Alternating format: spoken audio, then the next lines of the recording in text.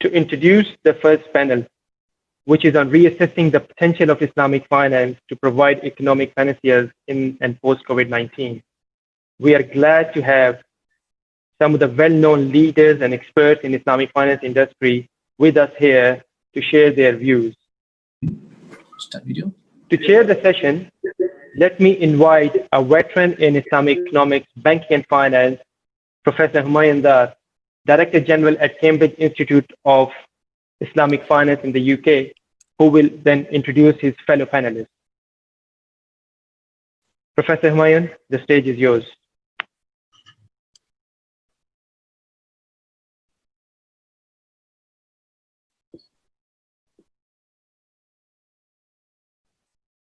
Assalamu alaikum wa rahmatullahi wa barakatuh. Alhamdulillahi Rabbil Alameen wa salatu wa salamu ala Sayyidina Muhammad wa ala alihi wa ahlihi wa sahbihi ajma'in. Ladies and gentlemen, it is a great pleasure and honor for me to chair this session, which has some of the finest brains in the global Islamic financial services industry. In these hard times, COVID-19 has affected everyone. It has affected everything and everyone, including financial services industry, of which Islamic banking and finance is a part. This session, session number 1, which is on reassessing the potential of Islamic finance to provide economic panaceas in and post-COVID-19, we would be discussing quite a number of issues. But before that, let me share my own couple of views on this reassessment. I recall a bout involving Mike Tyson and someone else, I don't remember his name. The other person, the opponent in that bout, was going around on all the TV channels saying that he has a plan to knock down Mike Tyson. And the media was asking Mike Tyson, what is your plan? And he wouldn't say anything about it. On one channel, at the end, he said that he doesn't have a plan. But one thing is for sure, that he is going to hit his opponent very hard on the head. And once he gets hit, he would forget his plan. COVID-19 has actually done exactly the same thing to us. It has hit us so hard that right now we are not in a position to come up with a plan. We can, however, look back and see what we have done so far and what we can do in the short run. Short run means hopefully this time period in which COVID-19 is directly relevant to our lives and the post time when hopefully, inshallah, the crisis goes away. Islamic banking and finance has seen quite a number of crises in its short history of about 50, 60 years. And it has come up with its own responses to different challenges. COVID-19 has challenged everything in the world. Islamic banking and finance is thankfully not the only affected by COVID-19, and hence the response Islamic banking and finance comes up with will not be the only response to this COVID-19. Rather, this will be part of a bigger response by the world, by the countries, and by the institutions. To discuss this topic, I have 6 very distinguished leaders in the global Islamic financial services industry. 3 of them represent industry infrastructure building institutions. First of them is Dr. Samia Swalem, who is Acting Director General of Islamic Research and Training Institute, a member of the Islamic Development Bank Group. Our second panelist is Dr. Bello Lawal Danbetta, who is Secretary General of Islamic Financial Services Board, which is a body responsible for developing regulatory framework for Islamic banks and financial institutions. Our third panelist is Mr. Ijlal Ahmed Alvi, who is the CEO of International Islamic Financial Market in Bahrain. In addition to these three leaders of the industry infrastructure building institutions, we have two very fine practitioners of Islamic banking and finance. Mr. Khalid Al-Qaid is the CEO of the only and standalone Islamic bank in Oman, Bank Nizwa. Our second practitioner panelist is Mr. Shamzani Hussain, who is heading the Islamic banking franchise of Bank Muscat, again in the Sultanate of Oman. Last but not the least is Dr. Mughis Shaukat, who is our technology expert, and he is head of Islamic finance at College of Banking and Financial Studies, again from Muscat in the Sultanate of Oman. Because we have only 75 minutes, and out of those 75 minutes, probably I have consumed 5-7 minutes already. So without further ado, I would like to start this panel by asking my first question to Dr. Sami Aswalan. Before I do so, I would like to encourage you to ask questions, out of which we should be able to pick a couple at the end of the panel session so that our worthy panelists are able to answer those questions. So my first question for Dr. Sami Aswalan.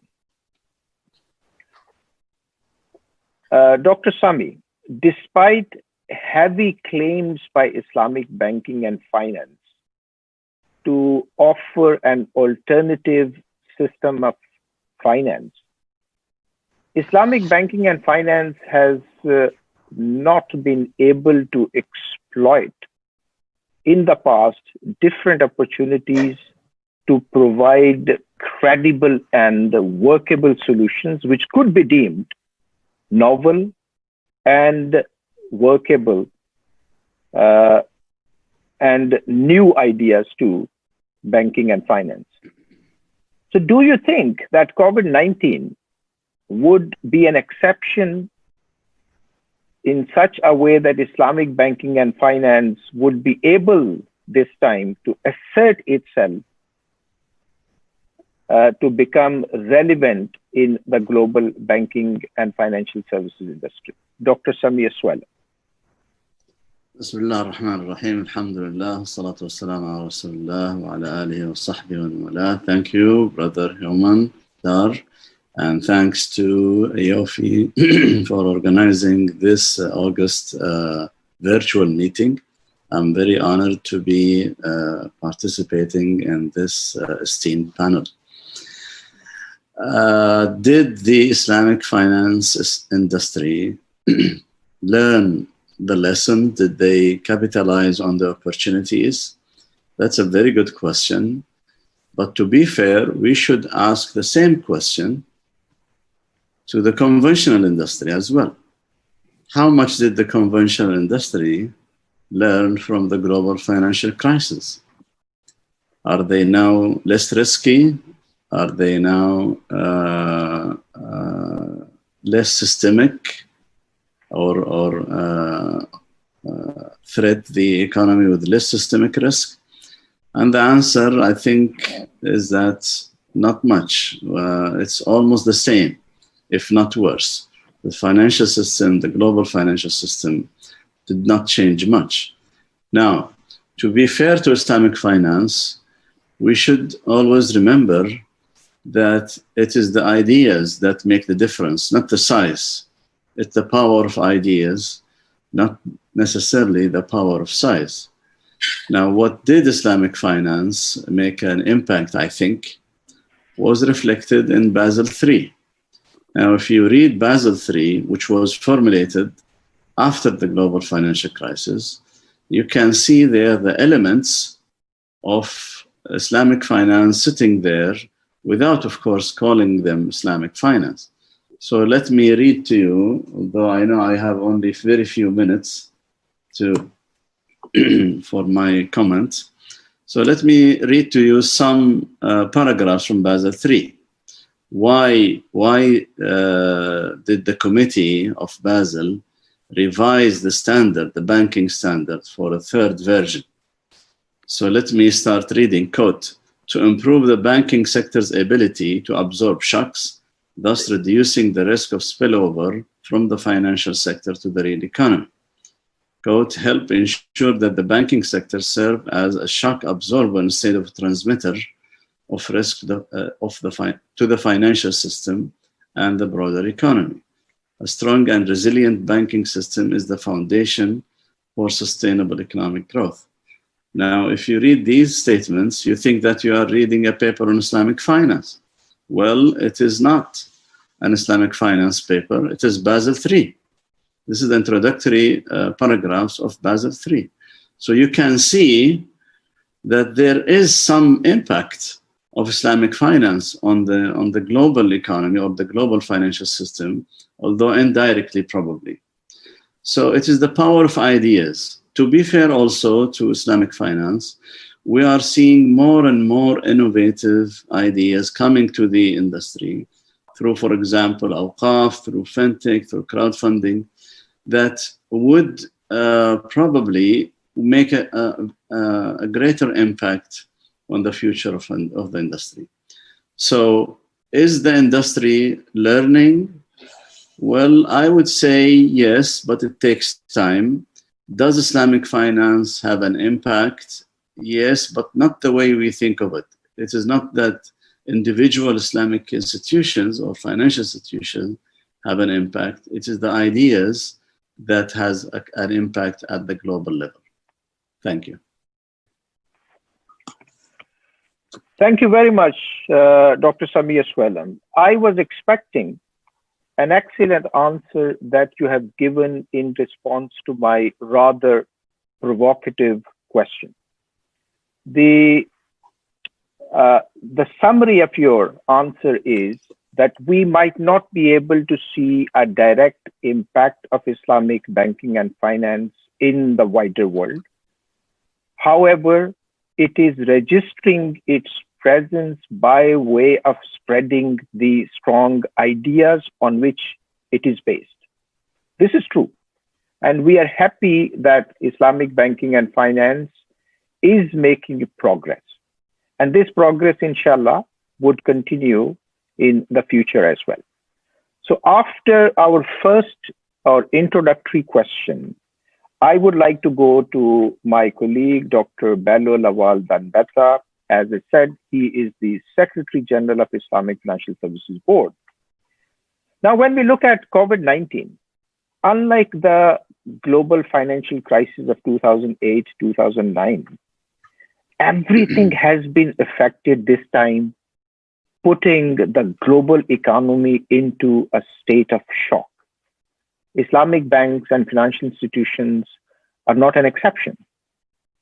Now, Islamic Financial Services Board has been publishing an annual stability report. So, Dr. Danbeta, what are your views on the relative stability of Islamic banks and financial institutions in the wake of the present crisis?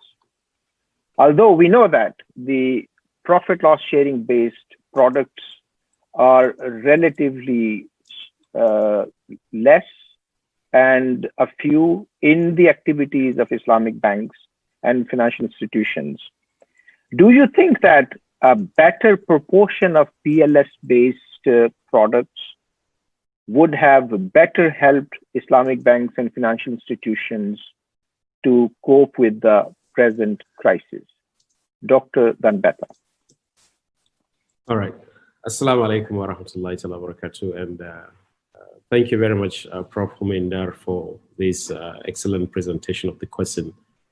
First of all, I would like to thank AAOIFI for the invitation as the organizers of this important forum. Virtually, it is really timely, and I really appreciated the arrangement. Thank you very much, and I'm honored to be part of the panelists. Well, I think before I answer your question, Prof. Humaindar, it is important that I really succumb to the point made by Dr. Suhail, and I absolutely agree with his analysis of the potentials of Islamic finance.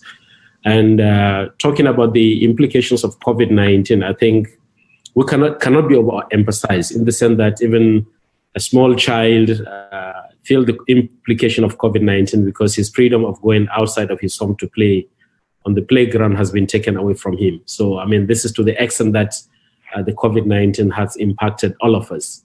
Now, the implication of COVID-19 has not only affected the Islamic financial services industry or the institutions themselves, but it is a situation whereby the governments, the regulators, as well as the market players find themselves in a very difficult balancing act, in the sense that while the government is battling with the battle of how to save, either to save life or to save the economy, the regulators are challenged with the financial stability and its soundness versus the economic sustainability, while the market players are actually struggling between financial sustainability, their individual institutions' financial sustainability, and the retention of talent.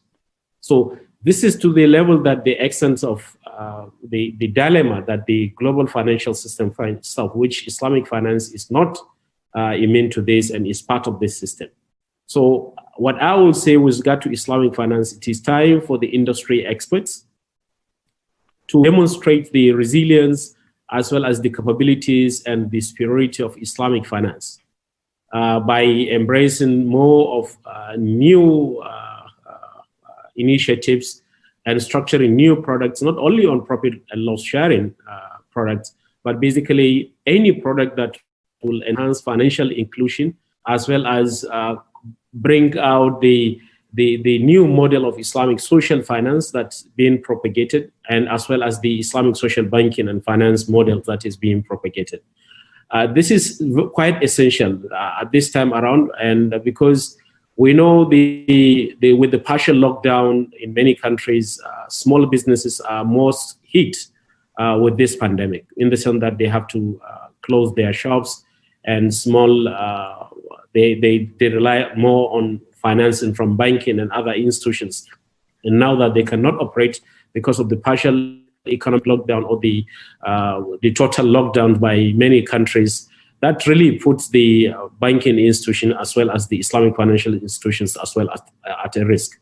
Now, at our own end, as you rightly mentioned, IFSB annually issue a financial stability report.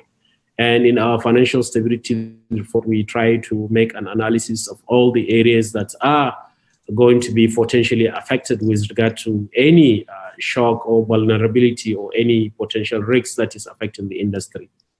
At our own end, the IFSB has taken quite a number of initiatives. We have set up our own internal task force endorsed by our technical committee to review all our current ongoing projects as well as the past one that we have done to see how we can accommodate the implications of COVID-19 in the Islamic financial services industry. We have as well commenced the issuance of public statements on the implications of COVID-19, highlighting specific areas that is of relevance to our members, and we try to see how we can be able to provide the correct guidance. We have quite a number of initiatives that we are doing, including the creation of compendium of policies and policy trackers to track the global policies that is being issued in response to COVID-19.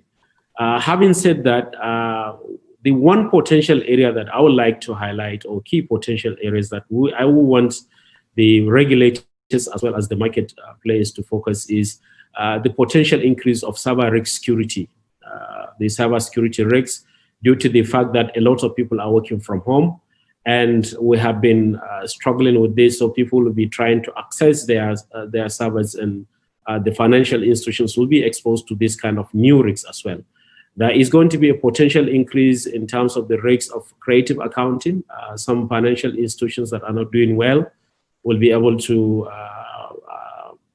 have a challenge in reflecting their own performance, especially if they know that it's going to affect their market shares prices. Then that's another crucial area.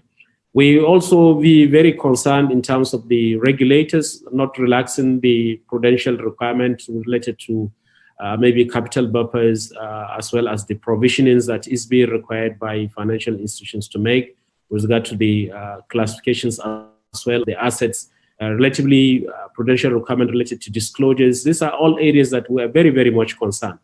At the same time, we also concerned with the way the industry will be able to attend to the consumer borrowers as well as investor protection issues, because we'll soon be having this kind of new areas of challenges to the regulators as well as to the market players. Now, as mentioned by Brother Umar in his opening remarks, welcome remarks, it was an impressive effort made by IOP to come up with the COVID-19 accounting implication. But I think the point that I would like to add here is more on the focus should be given on the IFRS 9 implication, because a lot of guidance has been provided in the IFRS 9, and this is related to the expected credit loss assessments for restructuring of financing, because we have seen quite a number of regulators in many jurisdictions now given opportunity for moratorium for some loans not to be charged any financing or for restructuring of loans and financing instrument for Islamic financial services industry, as well as the conversion of Islamic credit cards into a long-term loans. These are all areas that we believe the assets classifications as well as the provisionings that is being provided, and particularly with regard to the credit risk assessment issues, this is where the Islamic finance areas, regulators need to focus on. So we believe that the profit and loss sharing contracts are part of all these that I have mentioned.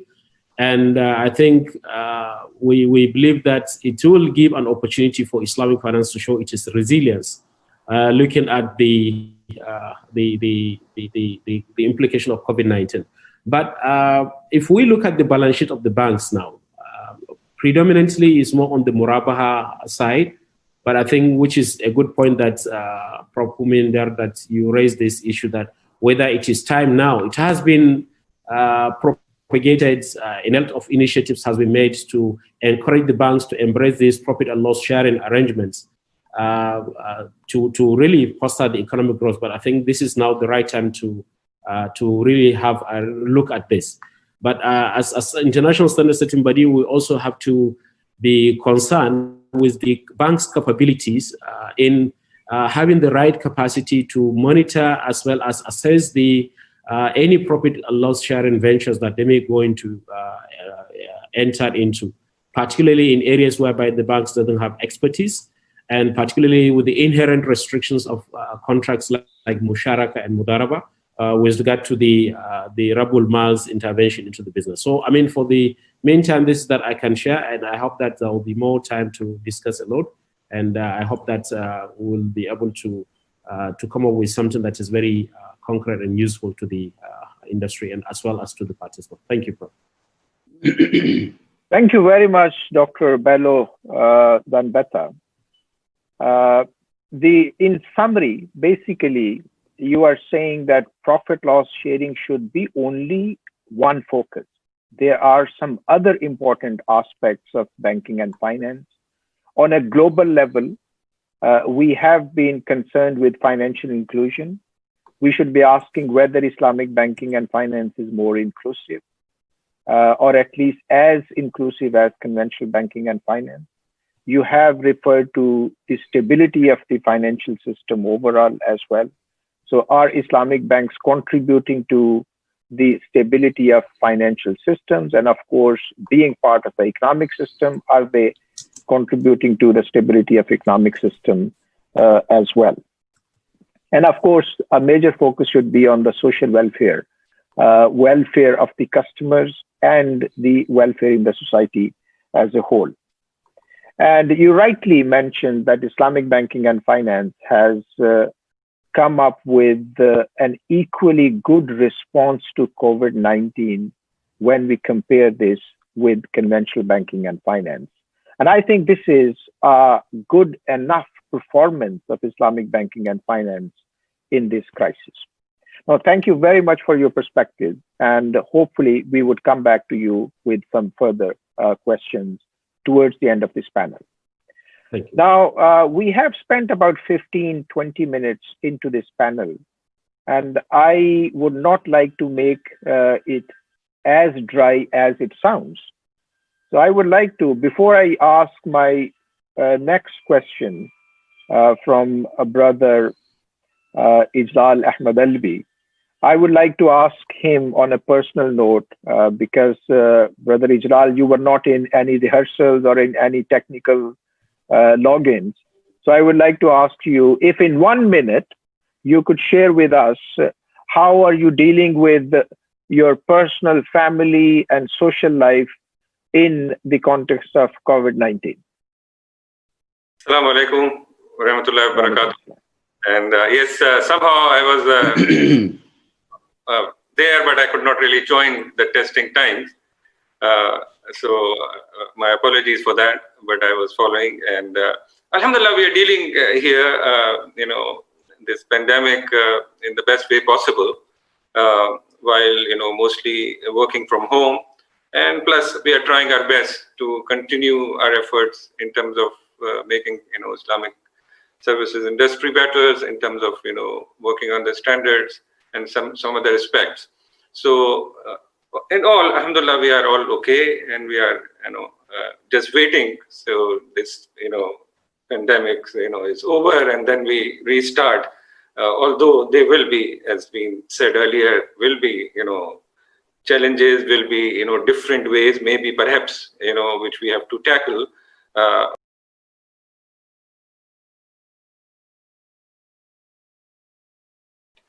Oh, thank you. I'm very happy to learn that you're doing very well, and all of us, alhamdulillah, we are doing well on a personal level, and we should be thankful to Allah subhanahu wa ta'ala for that. Now, my question to you would be around this Sukuk report, which you have been publishing rather successfully for quite a few years now. Now, given this pandemic, don't you think this is the right time for issuing a global Waqf Sukuk by asking the members of the OIC or Islamic Development Bank to contribute capital to it?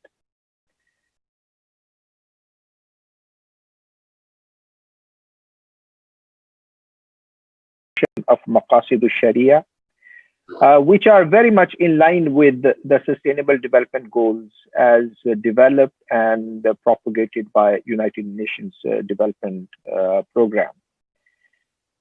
And of course, because one of our focuses in this panel is on profit loss sharing, so this global Waqf Sukuk can be used to the idea of share economy. Now, if this is a good idea, I don't know, you might say that this is a bad idea, but if this is a good idea, where we can start it? Once again, Bismillah ar-Rahman ar-Rahim.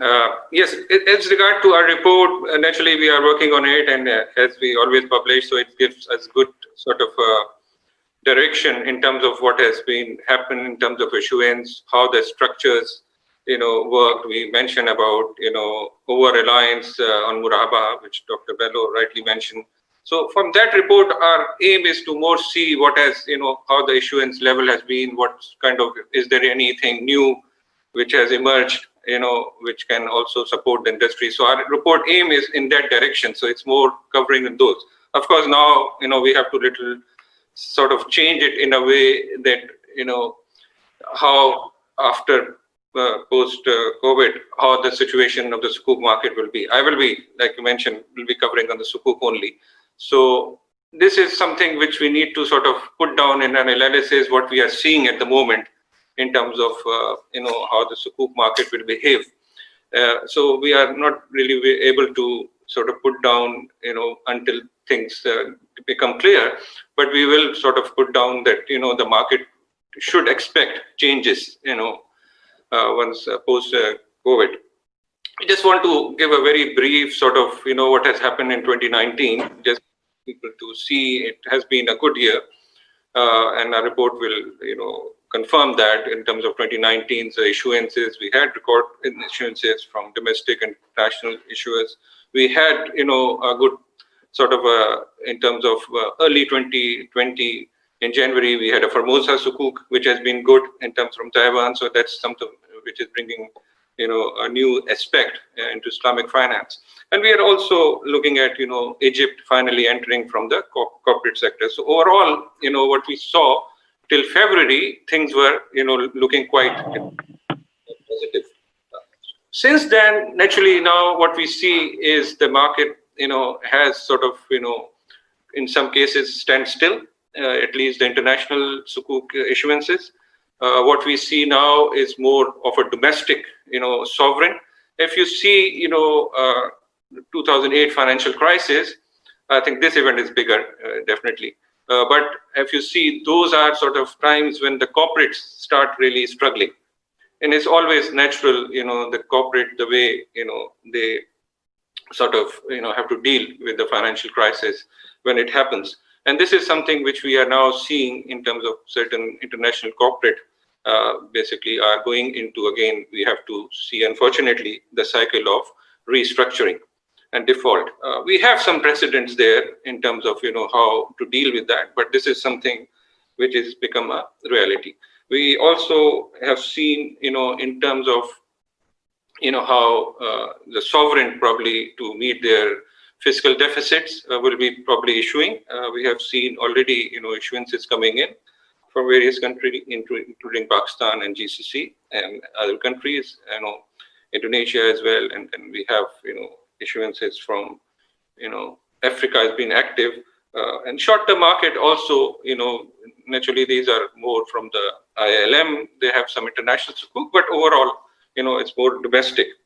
What we also, I think, would like to sort of briefly mention before I move to the point of, waqf type of sukuk, which we do have some sort of insight, and we also had a good, article by Dr. Silman of IRTI in our report, in an earlier reports on this subject. So that was very helpful because there has been sort of an element of research which we have to bring in this subject. I think one of the things which we need to sort of see, which we see a lot in terms of, the way the sukuks are being issued. So sukuks are issued on the beneficial sort of ownership basis. And we have to see, also another element of, the law reforms which are taking Islamic finance. So when you have a beneficial ownership, naturally, it is more to do with your basically, common laws, jurisdictions, which Malaysia is one of the key common law jurisdiction, apart from, English law and others. And then we have, a civil law, which basically is more tilted towards the title transfer. And I think we have seen, in terms of sukuks, it's almost all of them are on the beneficial ownership. Sometimes it is challenging, especially for sovereigns, to title transfer their assets. So we have challenges, we have legal, and I think what we have to further improve. And then we have to see now, so you have, in terms of beneficial ownership, more credit risk, which has been taken into account, and we see that, impacting the corporate sector. And then you have, the issue of, asset risk, which is, asset which the quality is key. And this environment now, I think this is something which we have to see how to basically improve, the sukuk from bringing it more sort of asset back. But I don't think so personally that asset back will basically, could be a major game changer. Given that, it all depends, what type of, law you have, what type of assets you are bringing. whether the investor sort of appetite is there to take that risk, although we would like to have that risk sharing. So this is something which we have to keep in mind when we are structuring the sukuk. If you look at from the point of view of Waqf, I think it's a good idea, and I would sort of support the view which was presented by Dr. Salman also, is that we basically look at the project finance. These are long-term, sort of projects. It could be socially driven projects. We have, in OECD countries, a lot of need for, clean water or energy. So these are sort of things which probably one can do, and long-term sukuk. And you bring basically, Waqf sukuk, created by, a Waqf to. So I hope it is still continuing. Yes, yes. All right. So, so you bring in Waqf as one of the sort of, catalyst. That's sort of the idea to, provide that financing and then that support basically your private and public sector, financing. So I think that's something which probably is, in my view, we need to look at it and we need to do. I think that is something I think we need to work on it collectively on that basis. Having said that, we have to also, when we sort of start working on this, we have to come up the challenges in terms of, revenue generation and how to pay, the sukuk holders a profit when the, project is still maybe Stresna stage, when there is no real revenue generation. So these kind of things we have to also, look into account. There are a lot of sort of other issues in terms of the regulatory, sometimes, political issues, which one has to really deal with, and probably presence of Waqf can probably help that. And then you have to, also look at, in terms of, which we see, like I said earlier, is that with this sort of project financing, you will be moving away from, over-reliance on Murahaba. I think we have what we have seen, and you can see in our report also, that we have on the domestic level, a number of sukuks being issued on basis of, Murahaba, which is, I think the reason could be, credit intensive net and others. So this is something in our view, we have to basically, do away, or at least start working towards, creating less reliance on one particular, structure or one particular contract. From IFM perspective, what we are finally, are looking into is looking at, our sukuk issuance, standards. And as you rightly mentioned, what is the good time? So naturally, we are holding on our sukuk al-ijara documentation for now, which is complete for, for publication. And once our board decides, we will be publishing that one. We are finalizing at the same time, sukuk al-mudaraba. Again, these are sort of helping the industry. So naturally, we will see the timing for that. And the two aspects which we probably, this environment may not be sort of a greater importance, but I think going forward will help in terms of, benchmark rate reforms, which will be happening. And we were about to, organize, event in that respect, to see, what impact will have.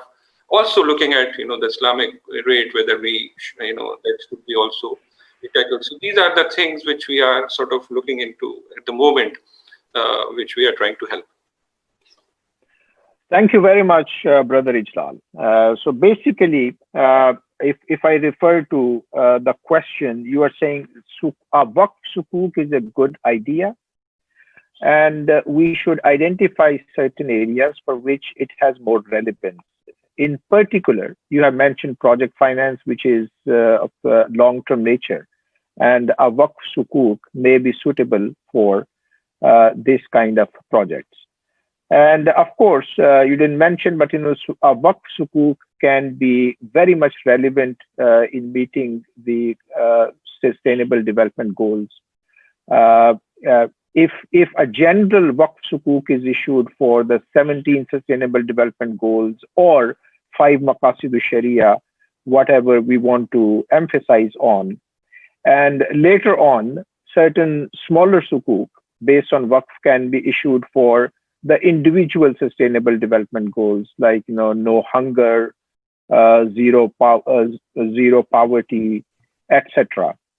And one thing, one message I have got from the answers so far, and from the speech of the Secretary General Umar Mustafa Ansari, that despite this great hit by COVID-19, the business is business as usual in Islamic banking and finance.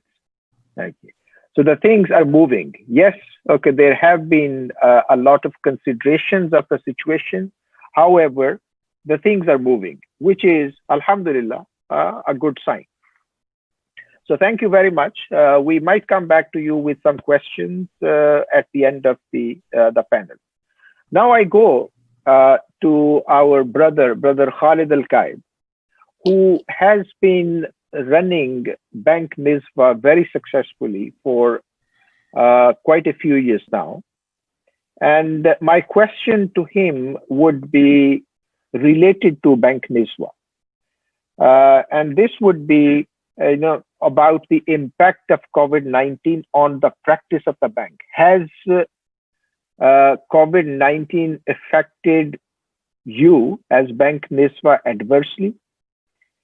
And do you think that the impact would have been less if you had more PLS-based products in your practice?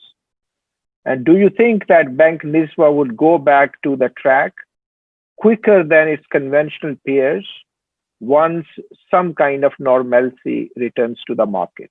Brother Khalid. Bismillah ar-Rahman ar-Rahim. Assalamu alaikum wa rahmatullahi wa barakatuh wa Ramadan Mubarak. Thank you for this opportunity to AAOIFI.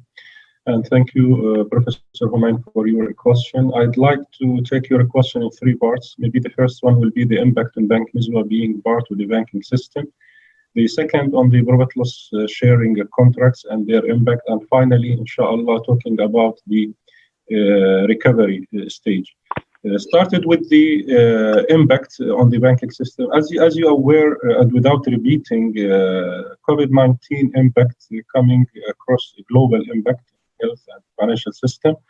Banking system usually impacted by all these macroeconomical indicators. So we are exposed to that, and we are part, both the conventional as well as the Islamic, we are impacted by COVID. And usually in the banking system, the impacted areas usually mainly will be the liquidity, the asset quality, profitability, and we may add in this situation some kind of operational logistic, which is the way to the bank, e-channels and digitalization. It's coming to be an important point. Just quickly going into that, liquidity, there will be a tight pressure on the liquidity. Banks, they have to be in a liquid position, and they have to put liquidity in the first priority versus any other subject or topic. So liquidity will be the first priority. On the asset quality, I think due to the situation, there will be increase in the cost of the risk, and consequently, there will be impact on the non-performing ratio due to the deterioration of the credit, and there will be impact on the profit and loss, and this is mainly due to the calculation of the IFRS 9 and FAS 30. And this is also a major hit on this situation. Third, the profitability, as you are aware, with this down low demand and the situation, I think the growth will be impacted due to the GDP expectation and the others. So there will be direct impact on reduction in the revenues, and management of any bank should look for diversifying the revenues and look for another alternatives. For example, just to confirm what Mr. Ijlal just said, we are at Bank Nizwa, we moved into investment in Sukuk, and we get some good actually revenues to absorb any impact on the growth and the pure credit. So the market for Sukuk is actually increasing now, and it's a potential to move with this because of the macroeconomic situation, the interest rate, the big to dollar, and the both for the local and the international. I think this is an opportunity. Also, management of any bank should be able to control the cost-income ratio. Any reduction in revenue should be absorbed by reduction on the cost in order to maintain the impact. And also, I'll switch quickly from that to touch on the particular case of Oman and particular case of Bank Nizwa, saying that here, once we started and witnessed the impact of COVID-19, I think Central Bank of Oman came quickly at the early stage, and with the intervention, they helped the bank to hold control in the situation. And I think it started with the liquidity ease and the capital and other financial relief packages issued by the bank, all that done under the control and supervision of the Central Bank of Oman. And this has honestly helped us a lot to control the situation at early stage. Having said that, coming to Bank Nizwa, I think I just confirm what I just heard from my colleagues here. This is really a test for the Islamic banking to test their resilience and the sustainability and the values and culture. This is what we look at in Bank Nizwa from the board and management. Our strategy in this situation is not a matter of growth or profitability. It's more to support our community. We are witness two kinds of impact due to the COVID-19 on the banking system in Islamic banking in particular. We have a social impact where we have to support the community. Bank Nizwa already pledged amount of around 600,000 Riyal Omani direct donation to the government. The other part will be to absorb the impact of the financial relief deferment of our clients. And we will continue, and the actual impact may be more. We will continue with that. The second, once we started facing the situation, we put the strategy to protect, surface, and assess the impact. To protect our customers, our staff, health-wise, health and safety is a very important, and we made action, precautionary action in this regard. So protect our staff and customers. Then we ensure the continuation of our services. We did not stop. There is no disruption. We continued with that with more focus on each channels, but we continued our services. And the second level to assess the impact and try to reduce and manage.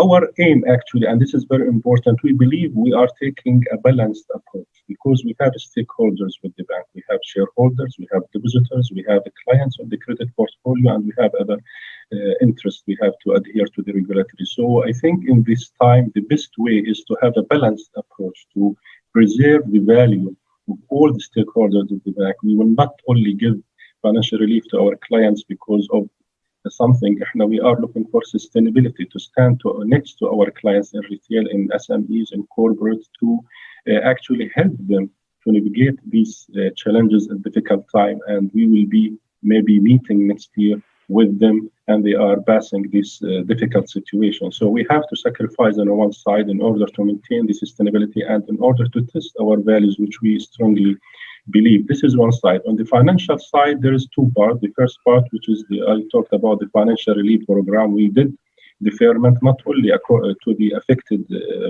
clients, but also we went one step further to the low-income clients with 15,000 Riyal Omani and less. We offered them a deferment of their housing in this difficult time. And we will continue giving that kind of support, sitting next to our clients and assist their needs, doing restructuring the schedule whenever is required and what kind of support this is required in this difficult time. And I think the value it will come through the sustainability rather than showing a growth in this situation. So in the other side, on the depositors, also I'll touch in the depositor side along with the second part of Professor Homaini question on the profit sharing contracts.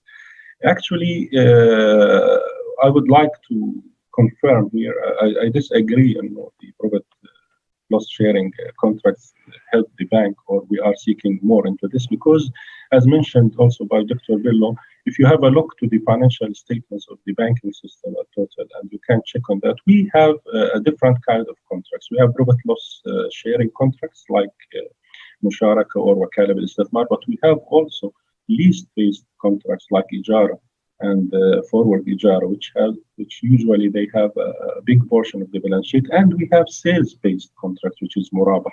So if you allocate the three parts or three types of contracts, it will have a good mix on the financials. And this is very important to reduce the concentration, because concentration is one of the major risks in the case of a crisis you cannot control. So a balanced approach on the balance sheet with a different kind of contracts will, I believe, will give the bank more sustainability and resilience.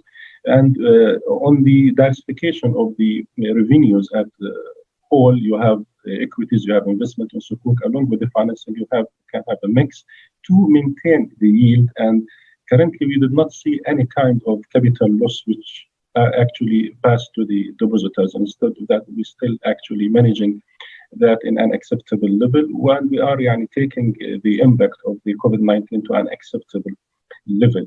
This is when it comes into the contracts. Finally, on the strategic, on the recovery stage, I think being part of the banking system, whenever we are, inshallah, seeing soon the things moving into the normality, I think both the conventional as well as Islamic banks, including Bank Niswa, will be also going faster to that recovery. The most important part maybe today is to keep the access to the banking system through the e-channels, and to maintain this at this time. The engagement with the clients is very important. And finally, I would like to just emphasize something. I think this is a test, as we mentioned, to the Islamic banks to show their values. It's not a matter of getting growth and profitability. It's a matter of preserve the value of the whole stakeholders of the bank. It started from the shareholders, the depositors, the owner of the investment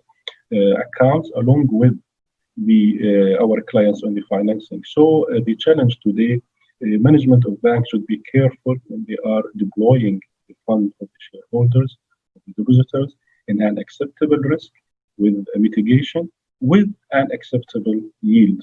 This can actually give the institution some kind of resilience and ability to absorb the shocks of its actually disaster. And based on that, I think this is the main ideas I want to share at this moment. And inshallah, any further discussion. Thank you. Thank you very much for very detailed answer. And I would be very brief in summarizing this, that, Bank Niswa has been affected by COVID-19, but in a positive way. It has become more socially responsible.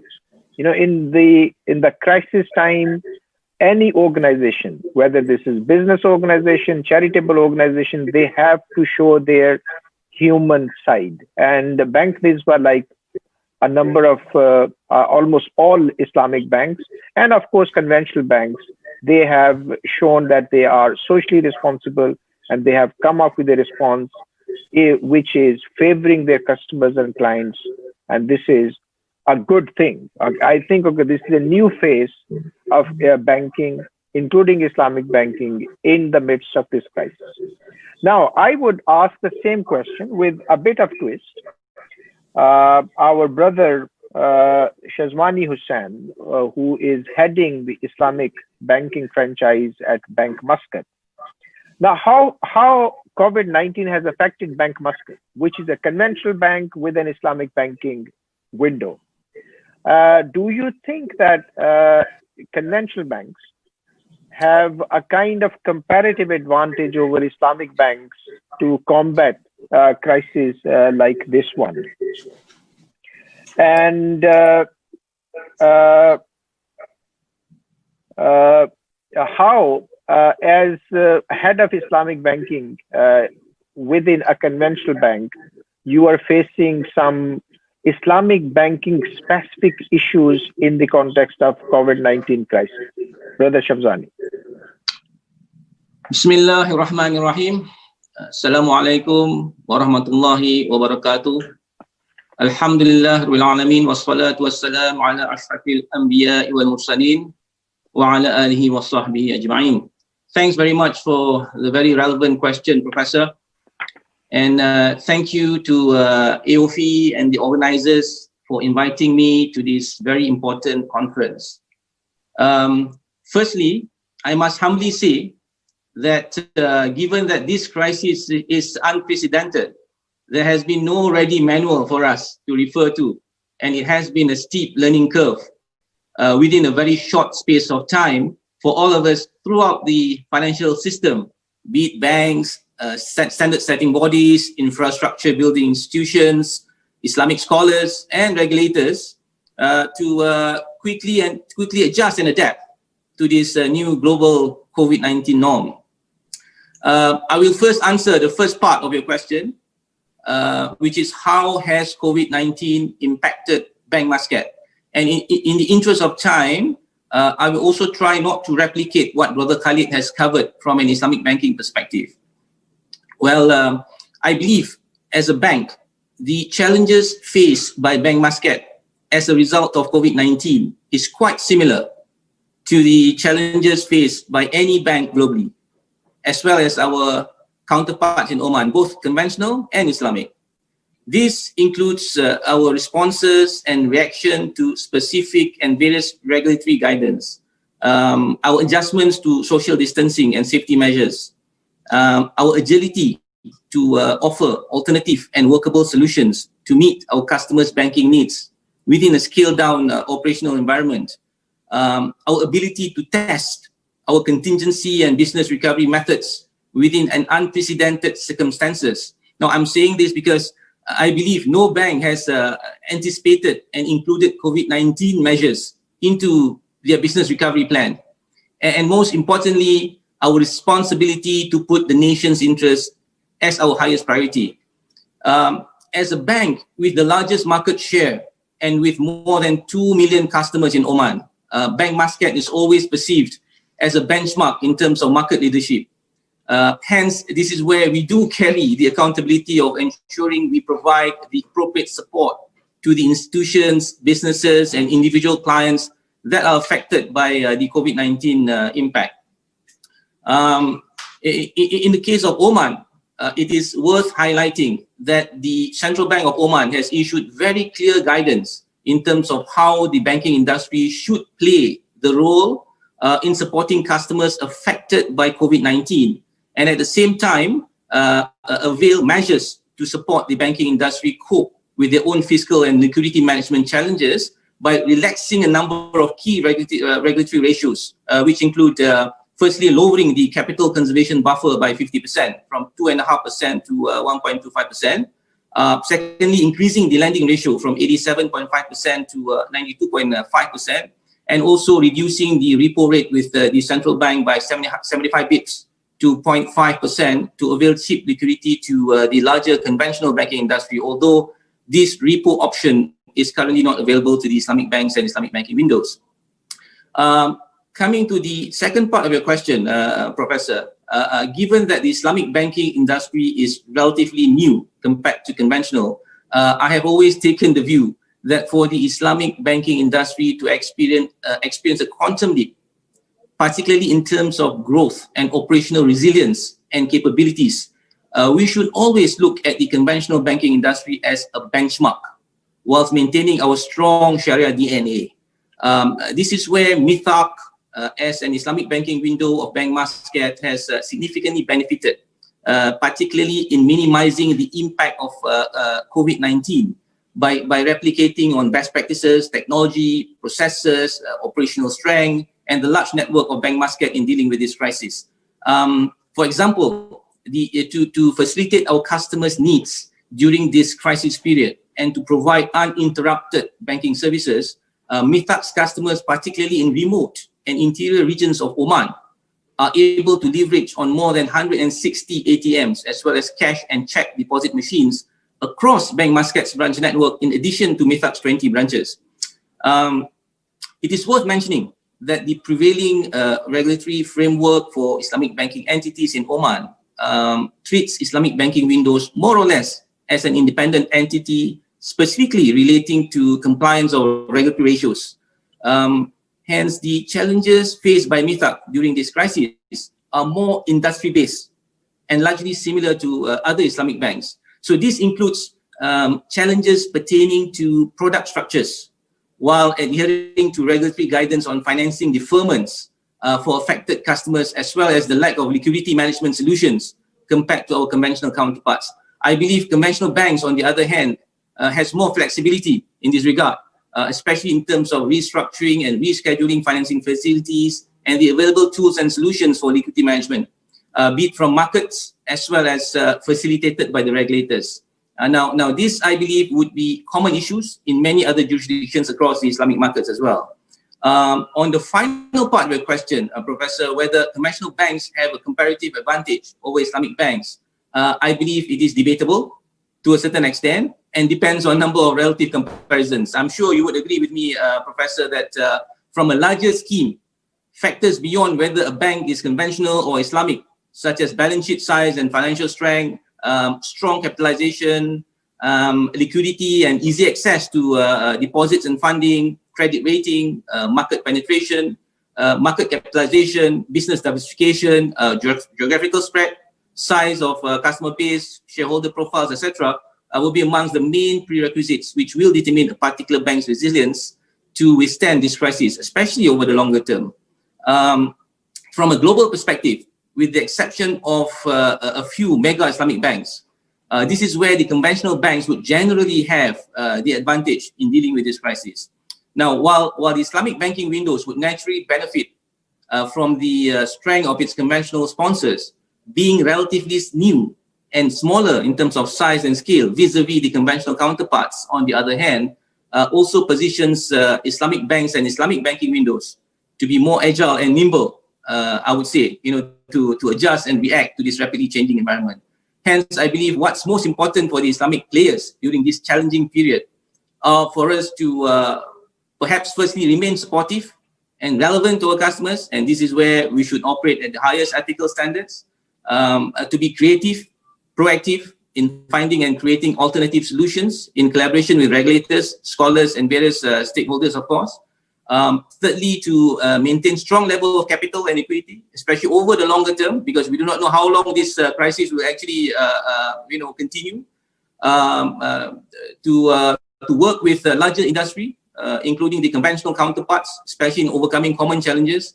And lastly, to be agile and flexible to adjust and adapt new measures, approaches to dealing with this crisis. And this is where I believe leveraging on digital technology and fintech would be a game changer for the Islamic players to close the gap. Thank you, Professor.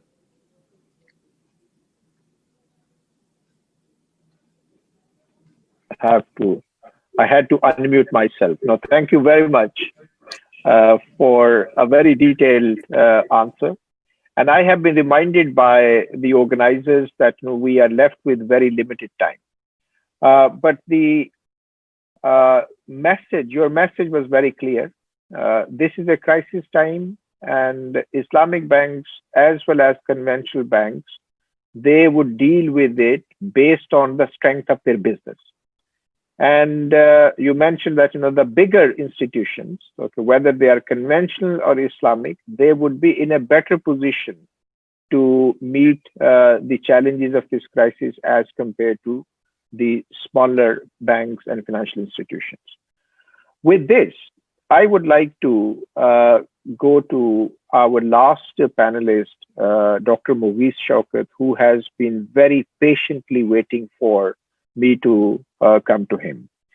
This is probably going to be one of the most important questions and, of course, the answer. Mughis is, as many of you would know, he has been a proponent of technology in Islamic banking and finance, and of course, in general, he loves technology. And this is one reason that he actually likes COVID-19.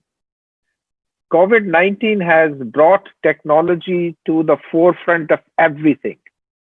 My children, they are using now these Zoom kind of, and there are so many other social applications, families that are coming together.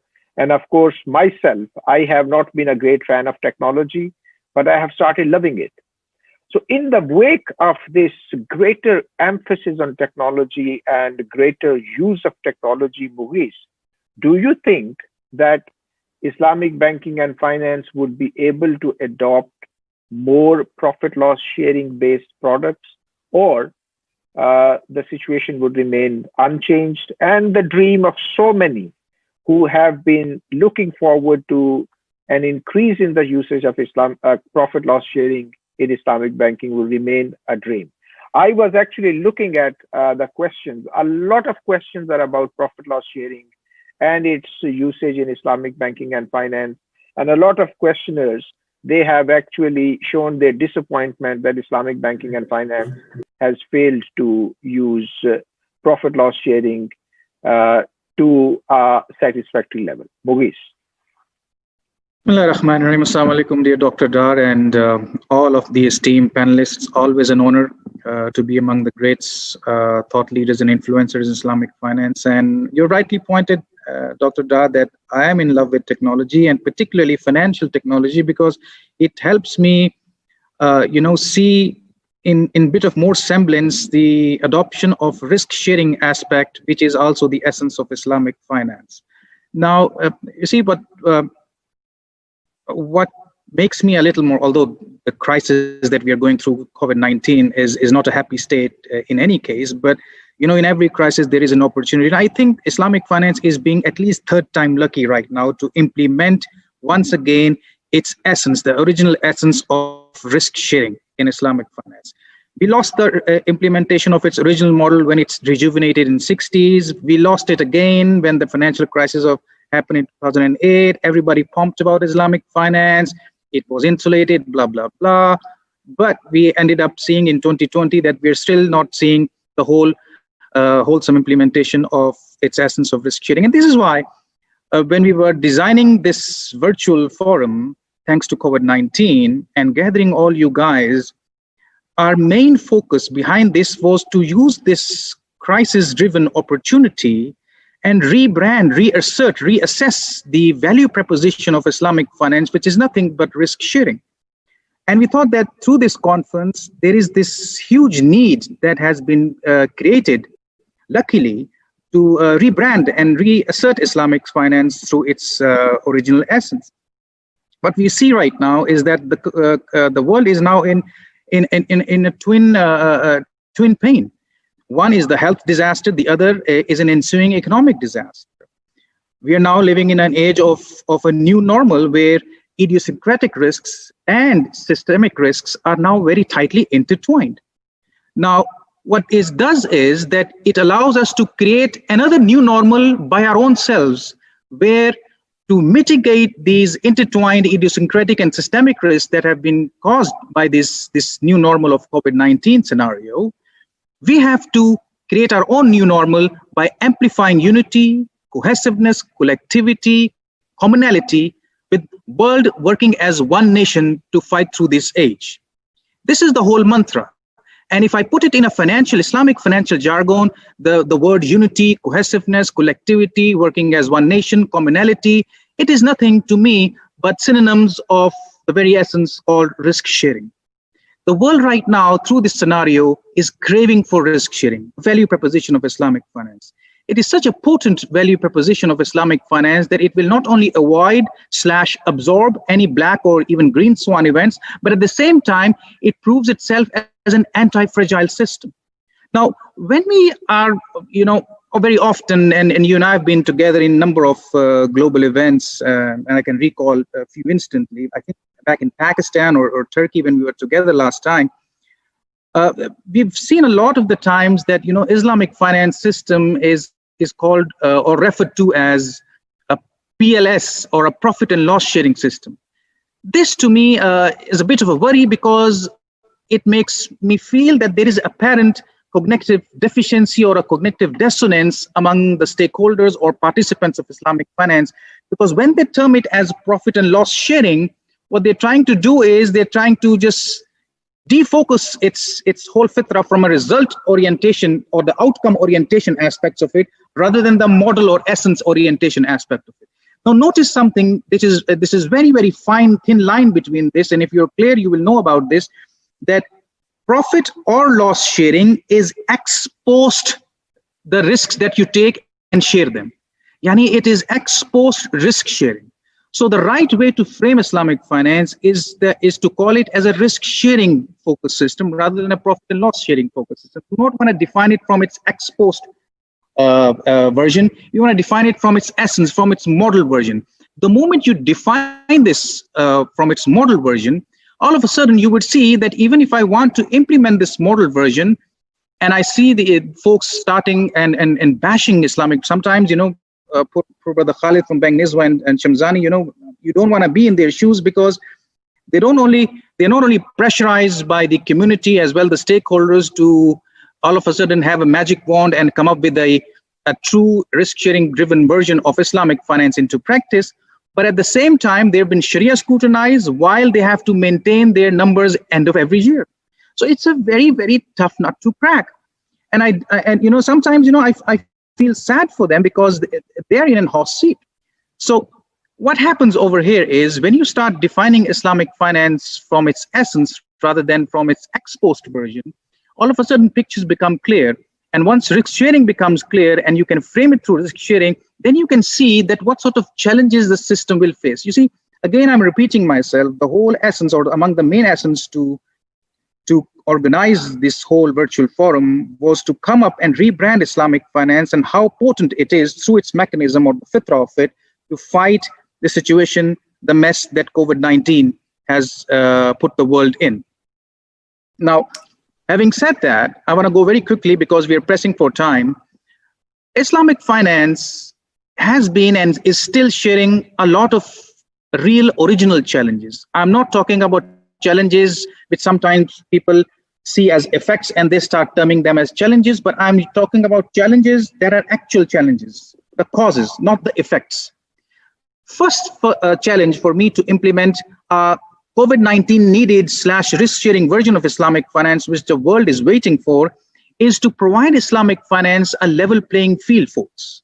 I mean, if I want to implement and define Islamic finance from its original model, I have to make sure that the system, if I want to make it operational in the real way, the one that I desire and frame it, I have to have a level playing field for Islamic finance.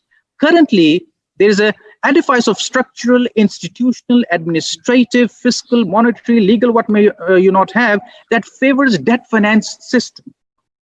There are no, moreover, there are lack of long-term, low-risk and liquid instruments corresponding to long-term treasury bonds or securities of conventional finance.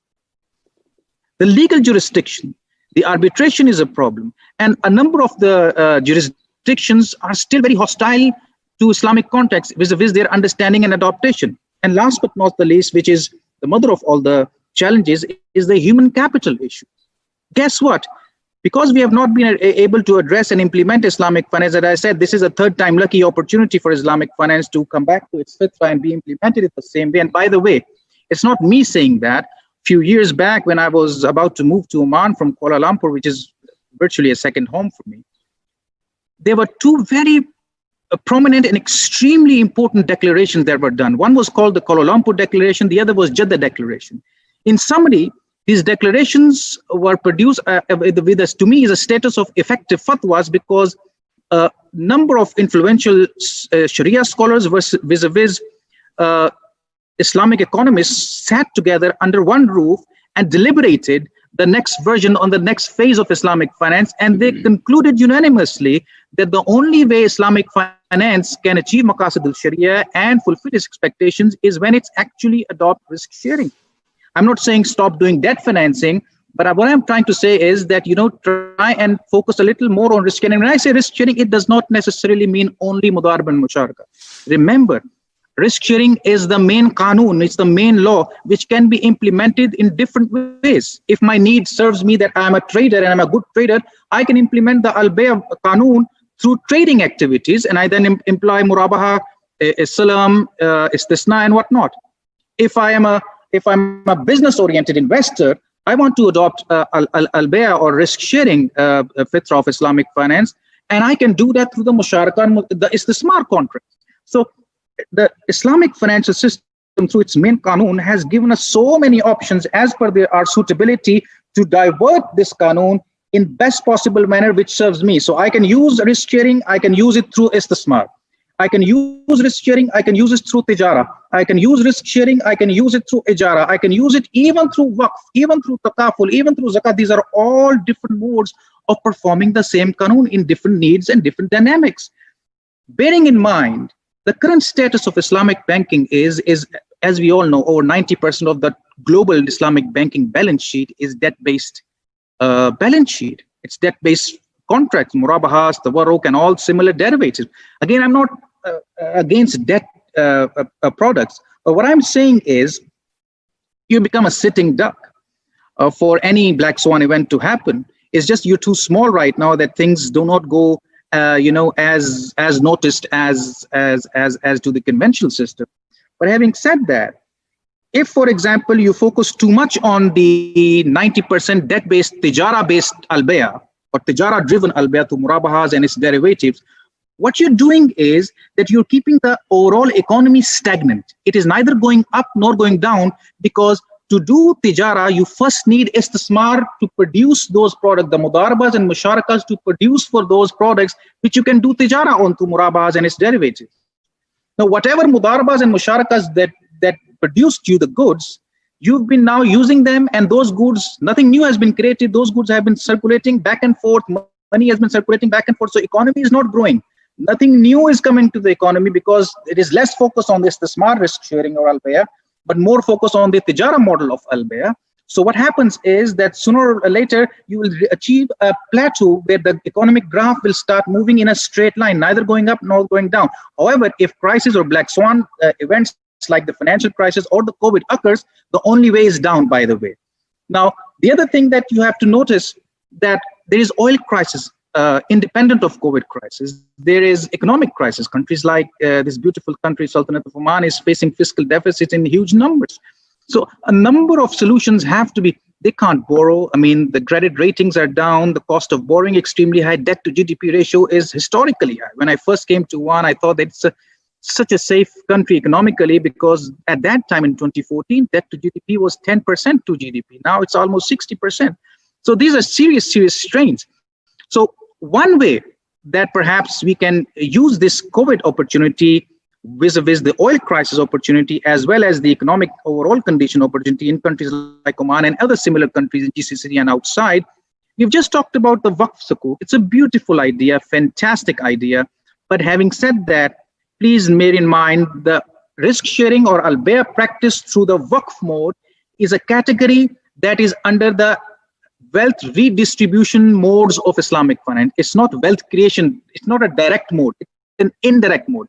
You use Waqf to redistribute wealth. You do not use contracts or instruments like Waqf to straight away directly create wealth, like so many other products that you have.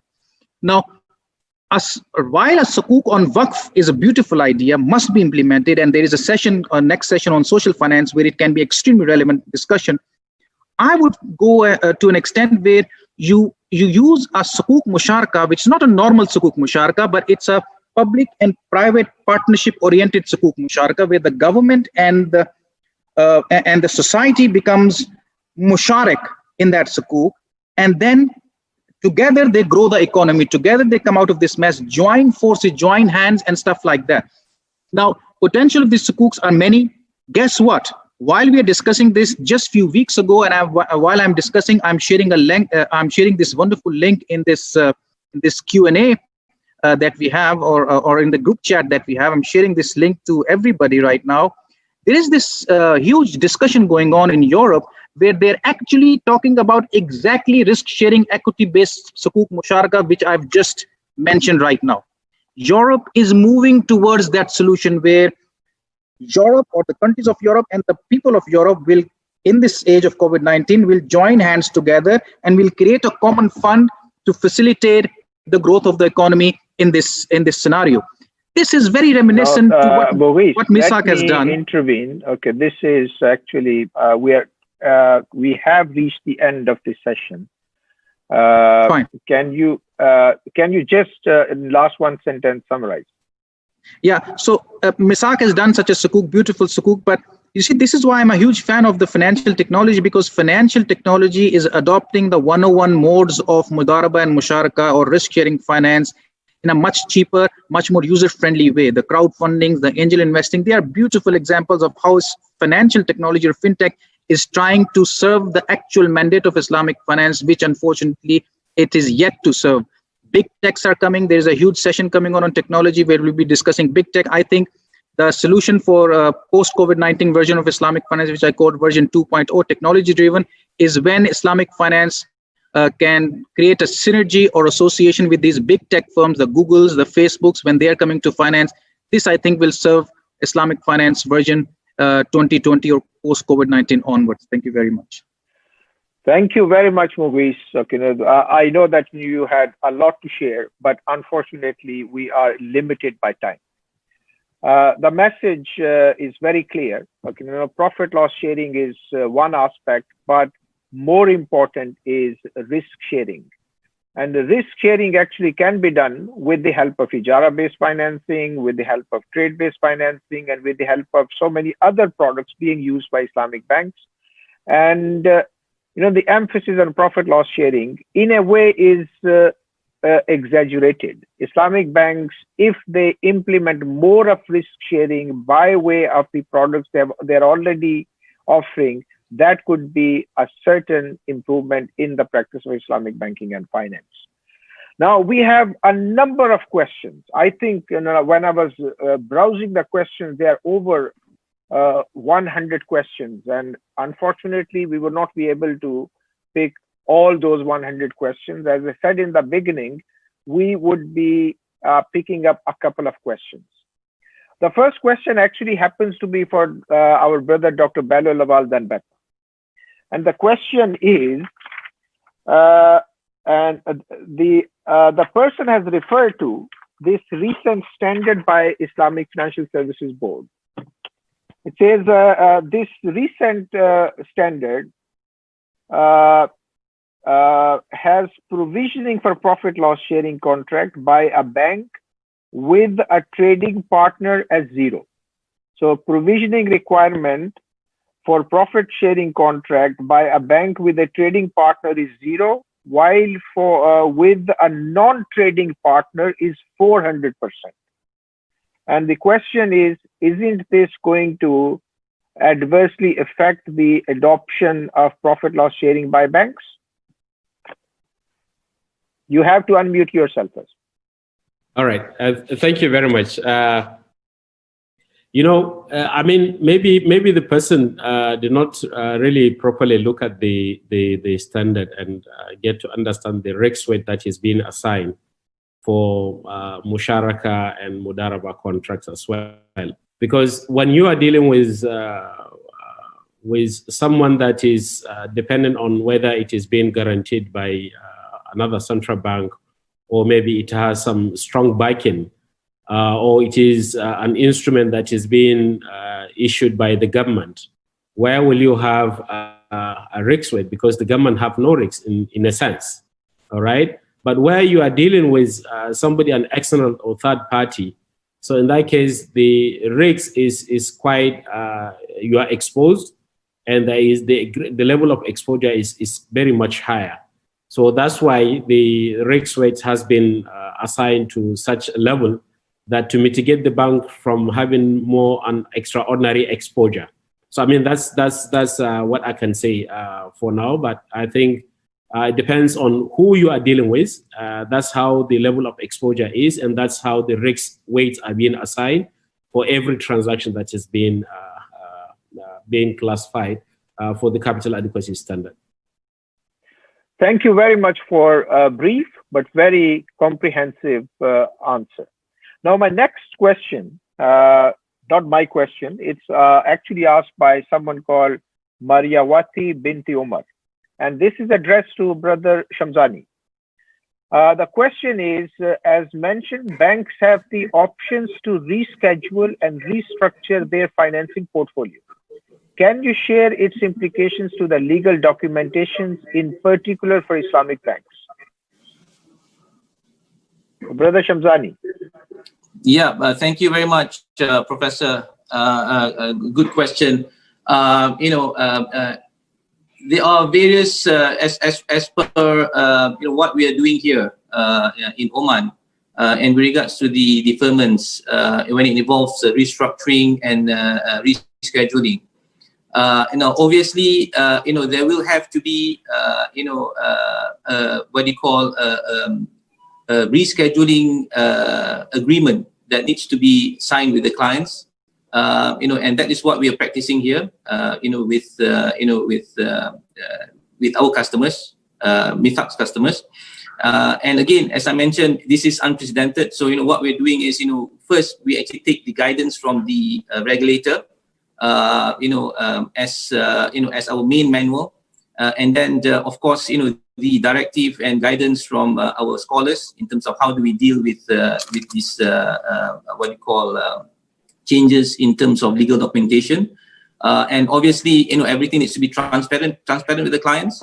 And in terms of providing the schedules, that's also a must in terms of what we do. Again, it depends on product by product, and that's how we actually manage it. No, thank you very much. As I said, we have a lot of other questions, but we have been reminded by the organizers that this is the time to close. However, I would like to request our panelists to share in 1 or 2 sentences, one by one, what would be the new normal for Islamic banking and finance post COVID-19? And I would start with Dr. Samir Swaleh. Thank you, Professor Dar. It has been said the best way to predict the future is to create it. So I think we should start working on creating the future. And I would say that we should diversify the Islamic financial industry. Throughout the discussion, all comments were about banks, Islamic banks, as if Islamic banks, they are able to do everything, which is not true. Islamic banks, they cannot be venture capital. Islamic banks cannot be charity organizations. Islamic bank cannot be awqaf institutions. They are just banks. They have to do their job properly. So I would say in 1 sentence, the future is diversity. Thank you. Thank you very much. Dr. Bello Lawal Danbata, your couple of sentences on new normal of Islamic banking and finance. Thank you very much. I believe the new normal is one, embracing technology. And I agree with the points of Dr. Sami that diversification is essential. It's very, very crucial. But at the same time, going back to the originality in a way that coming up with a new model that's really embraced the ethics and the maqasid of Sharia is really essential as part of the diversification. As at the same time, the regulators are strongly encouraged to, support the banks, but at the same time be mindful of relaxing too much of the regulation that will affect the stability of the industry.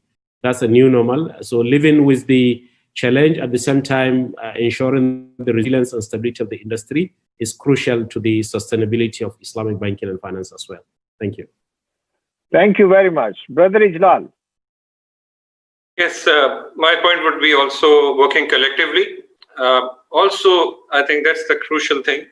Diversification is one aspect especially, and also looking at identifying where risk sharing is possible, because in certain cases at the moment it might not be possible given the size of the industry. And finally, I would like to we all are praying that things normalize and we return to normal and we go back to our masajid and can pray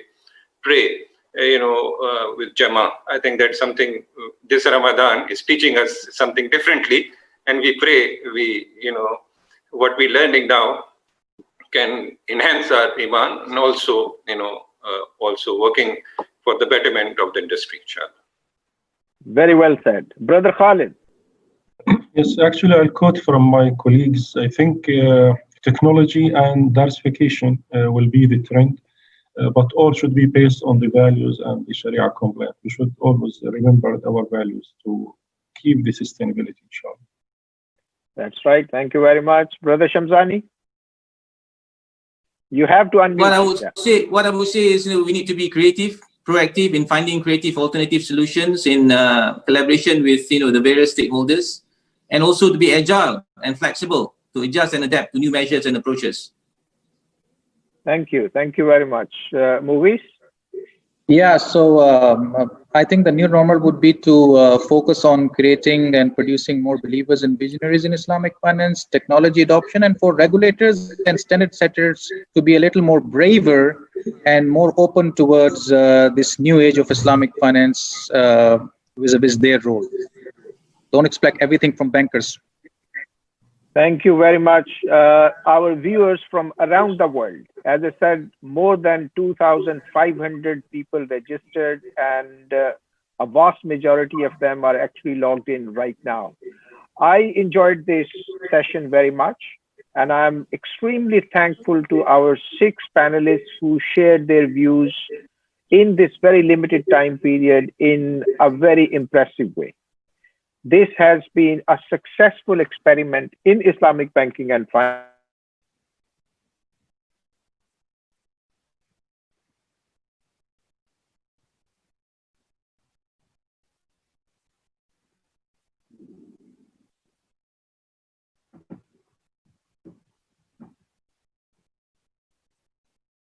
I think there's a lag at Dr. Humayun's. Rizwan, if you could see. I think conclude the session, please. Jazakallah khair. I think we're having a technology deficiency just at the time when he was going to appreciate it. Subhanallah, it comes at right at the time. But I would like to, on behalf of Professor Humayun, the session chair, as well as on behalf of the organizers, I would like to first thank him for chairing the session in an excellent manner, and thank you, the fellow panelists, for sharing your expert opinions. I surely believe it was a very enlightening session. Thank you, Dr. Sami, for your time. Thank you, Dr. Bello. Thank you, Brother Khalid. Thank you, Brother Ijlal. Thank you, Brother Shamzani and Brother Mughis for sparing the time. I think it was truly an enlightening session. For the attendees, we're sorry that the time was not enough, but hope that the discussion here, then the questions that were raised will be answered in due time. This further shows that there's a lot of unclarity looking at the questions that are coming through from that the industry is going through in this new normal world. I would have loved to summarize the discussion points from all the fellow panelists for the benefit of all. However, time does not permit it. The emphasis from the power of ideas has more impact from Dr. Sami Sualam to the demonstration of value addition in terms of resilience by Dr. Bello, and from moving on from Waqf Sukuk idea by Mr. Ijlal Alwi, and a balanced approach looking from bankers, from Mr. Khalid and Brother Shamzani, and using the technology in advancing the risk-sharing modes. It was very intellectually stimulating, and I hope, it was a very engaging session. I trust you all benefited from it. I certainly did benefit. So I would like to, on behalf of everyone, I'd like to thank the fellow panelists, the session chair, for your time. We hope we can have you around again soon, inshallah. Wa jazakallah khair. Now, in the interest of time, I would like to quickly move on to the next session.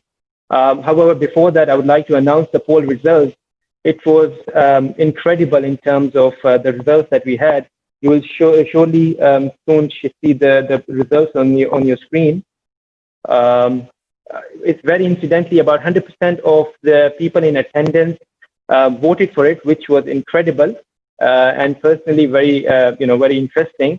And about 50% of the people who voted, which is 50% of the people in attendance, voted that it was the regulatory authorities and the central standard-setting bodies that needs to lead in terms of an enhanced risk-sharing model for Islamic finance industry during and post-COVID world. And I would certainly agree with all the panelists, or most of them, who said that it has to be all the different stakeholders coming together and working to steer the industry forward, and all of them have to come together. So all the banks, all the regulatory authorities, the research and educational institutions, multilateral organizations like Islamic Development Bank, which is already doing a very impressive work. The Waqf institutions, the social finance institutions need to come together and play an important role in the post-COVID world to make sure that we steer forward this industry in a meaningful manner. Now, on to the next session. But before we move on to the next session,